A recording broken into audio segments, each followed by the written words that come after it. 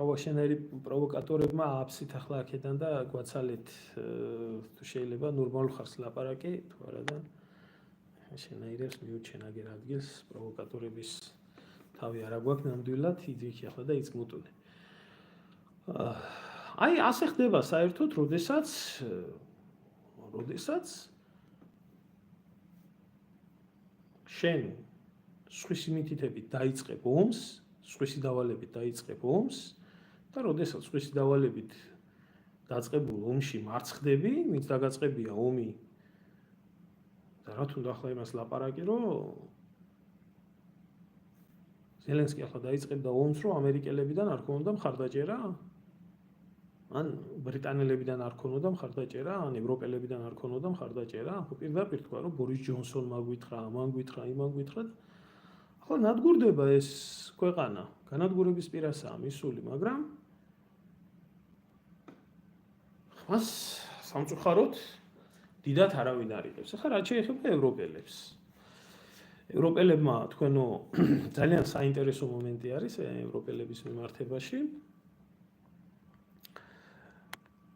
ევროპელებმა გამოაცხადეს, რომ აიო, ჩვენო მოახდენთო ფულად სუბსიდირებასო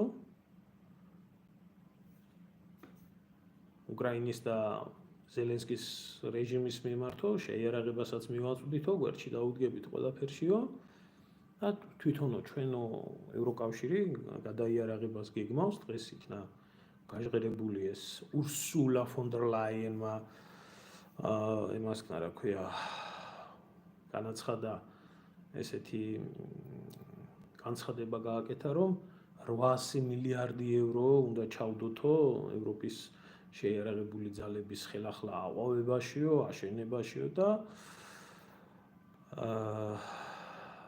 ასე შემდეგ რა. მოკლედ ევროპელები მოვიდნენ იმ აზრზე, რომ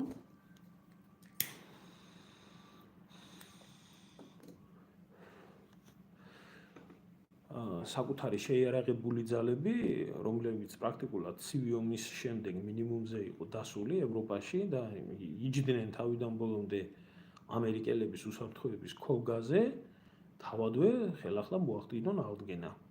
მე ამაზე საუბრობდი ადრე და ვინც უსმენდა ჩემს ვიდეობლოგებს, დეტალურად მქონდა ყოველ შემთხვევაში იმ ქვეყნებზე საუბარი, რომელ ქვეყნებსაც დღესდღეობით ევროპაში ნამდვილად შეუძლია ომის წარმოება და თავის დაცვა ისეთი საფრთხისგან, რომელიც საფრთხეს უკრაინის ომის სახით მიემართება. Здравствуй, Ингушец. Спасибо. Ингушეთიდან მოგვესალმენ აგერ ჩვენი ძმები. ხო და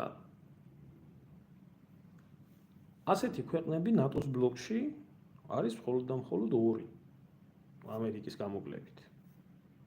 ეს არის თურქეთი, რომელსაც მილიონიანი არმია ყავს და ეს არის პოლონეთი. აი ამ ორ ქვეყანას შეუძლია ომის წარმოება. მაგრამ ქვეყნები, რომლებიც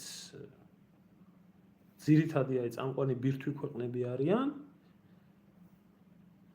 ბრიტანეთი, საფრანგეთი და გერმანია, ამათგან საერთოდ ბრიტანელებს უძველეს იმპერიას მოქმედი 78,000 სამხედრო ყავს, რომელიც მარტო კუნძულის დასაცავად თუ ეყობა თუ არა ომში მონაწილეობაზე ზედმეტია საუბარი. ფრანგებს რა თქმა უნდა ყველაზე უკეთესი სიტუაცია აქვს, მაგრამ ფრანგული შეიარაღებული ძალები მთელი მსოფლიოს მასშტაბით ფრანგულ კოლონიებში ამოდებული. გერმანიის შეიარაღებული ძალები მინიმუმზე იყო დაყვანილი და საერთოდ გერმანიის სამხედრო ინფრასტრუქტურა ცივი ომის დასრულების შემდეგ და გერმანიის გაერთიანების შემდეგ არც მოიაზრებოდა არანაირად, რომ ხელახლა საჭირო გახდებოდა იმ ძლავრი შეიარაღების აღდგენა, რაც ცივი ომის დროს ან ერთ მხარეს იყო, ან მეორე მხარეს იყო, გულისხმობ დასავლეთ და აღმოსავლეთ გერმანიას, ყველაფერი. საერთოდ ევროპელებს ახასიათებთ პარაზიტიზმი. აი